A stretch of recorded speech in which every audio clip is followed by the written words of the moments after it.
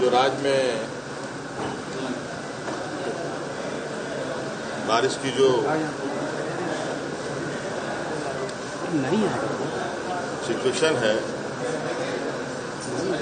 बहुत ज़्यादा बारिश हुई है और इसको लेकर के सत्र के प्रारंभ में ही ये बात तय हुआ था कि इस विषय पर चर्चा होना चाहिए। सो आज विषय पर चर्चा हुआ है और जब से ऐसी स्थिति है, हम लोगों की नज़र भी है पूरे राज्य के हालात पर, क्योंकि माननीय सदस्य विभिन्न क्षेत्रों से चुनकर आते हैं। जगह जगह की जानकारी विस्तृत रूप से प्राप्त हो, इस पर चर्चा हुई और जिन जिन जगहों पर नुकसान हुआ है, जिन जिन चीज़ों को नुकसान पहुंचा है, उन सबका आकलन होगा। किसानों को भी नुकसान हुआ,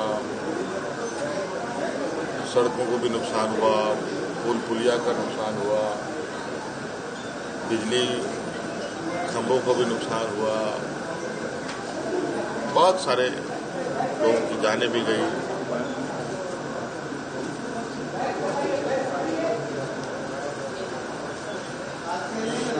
क्योंकि सरकार उन सभी को ध्यान में रखकर उन तक राहत हम लोग पहुंचा पाए, ये सरकार की मंशा रही है। और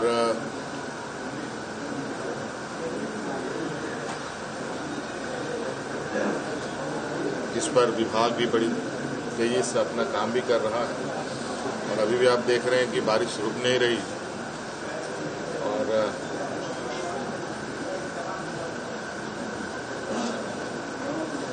जल्द से जल्द लोगों तक मदद पहुंचे, ये हमारा प्रयास। केंद्रीय कोयला मंत्री आए थे तो स्वाभाविक रूप से कोयले से संबंधित बात करने आया,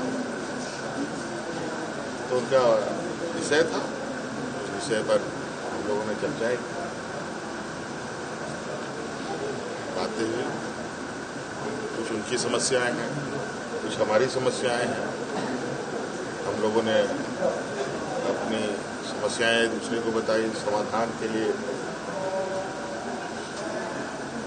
रास्ता कैसे हो आगे, उस पर चर्चा हुई।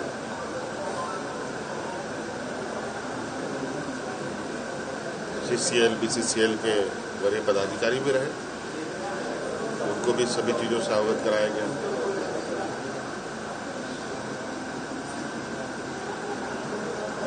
क्योंकि बहुत लंबे समय से यहाँ पर कोयला खनन के कार्य हो रहे हैं। पहले तो हम लोग धनबाद को ही कोयले का भंडार समझते थे, अब ये फैलकर लगभग बड़े पैमाने में विभिन्न जिलों में जा चुका है। अब कोयला बोकारो से भी निकलता है, रामगढ़ से भी निकलता है, हजारीबाग से भी निकलता है, चतरा से भी निकलता है, लोहरदगा से भी, लातेहार से भी, पलामू से भी।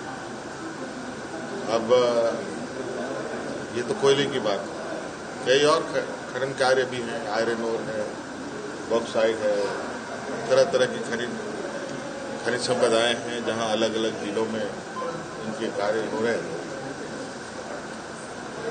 अब इस पर एक बृहद चिंतन करने की आवश्यकता है, क्योंकि ये बात भी सही है कि इन खनन कार्यों से बड़े पैमाने पर लोग विस्थापित भी हो रहे हैं और कैसे उनके समस्याओं का समाधान हो, इस पर आगे और गंभीर चर्चाएं